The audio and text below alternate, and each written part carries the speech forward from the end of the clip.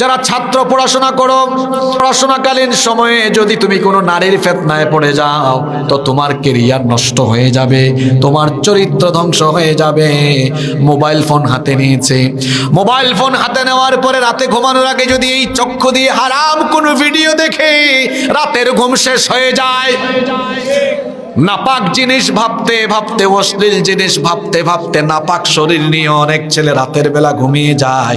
এটা হলো মোবাইলের এই জামানায় বেশিরভাগ যুবক আর তরুণের কমন রোগ।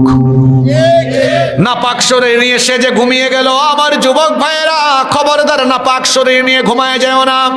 নবীজি বলেছেন ইউবাসু কুল্লু আবদিন আলা মা মাতা আলাইহি, যে ব্যক্তি যে অবস্থায় মারা যাবে হাসরের মাঠে সে ওই অবস্থায় উঠবে।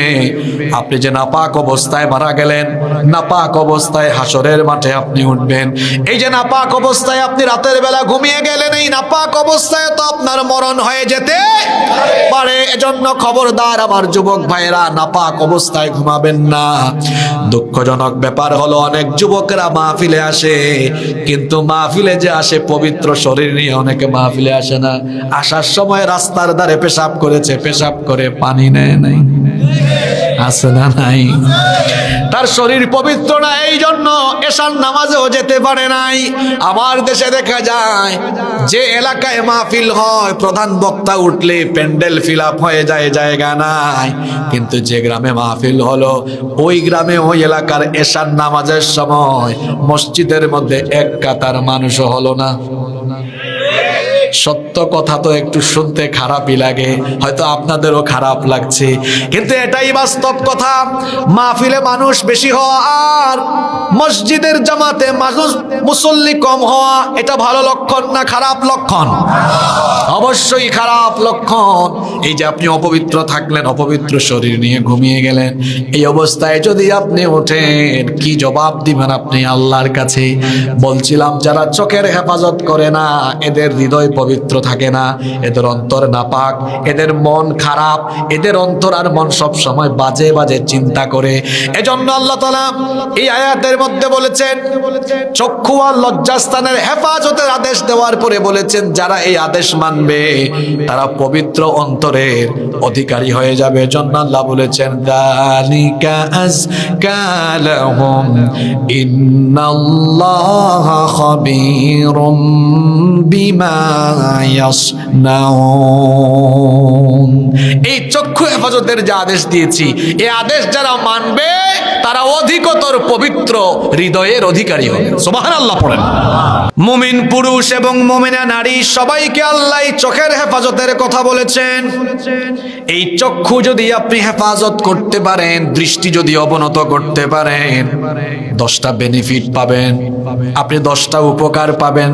নাম্বার 1, 1 নাম্বার হলো যে ব্যক্তি চোখের হেফাজত করবে, দৃষ্টিকে অবনত রাখবে, সেই ব্যক্তি আল্লাহর বাধ্যগত গোলামে পরিণত হয়ে যাবে। কারণ আল্লাহ তাআলা কোরআনুল কারীমে বলেছেন ও আমার বান্দা, ও আমার বান্দি তোমার চোখের হেফাজত করো। হারাম কিছু চক্ষু দিয়ে দেখা হলো চোখের জিনা, হারাম কিছু জবান দিয়ে বলা হলো জবানের জিনা, মুখের জিনা। যেহেতু আল্লাহ কোরআনে কারীমে বলেছেন হারাম কিছু চক্ষু দিয়ে দেখো না, সুতরাং যে বান্দা বা যে বান্দি হারাম কিছু দেখা থেকে তার চক্ষুকে হেফাজত করবে, সেই বান্দা যার বাধ্যগত গোলামে পরিণত হবে তিনি কি? আর যে ব্যক্তি আল্লাহর বাধ্যগত গোলামে পরিণত হয়ে যাবে ওই ব্যক্তি সফল হয়ে যাবে। এজন্য আল্লাহ কোরআনে কারীমে বলেছেন মাইয়ুতিইল্লাহা ওয়া রাসূলাহু ফাকাদ ফাযা ফাওজান আযীমা। যে ব্যক্তি আল্লাহ এবং রাসূলের আনুগত্য করবে সে ব্যক্তি মহা সফলতা লাভ করবে। সুবহানাল্লাহ। তাহলে 1 নাম্বার বেনিফিট, তার পরিচয় হবে সে আল্লাহর বাধ্যগত না অবাধ্যগত।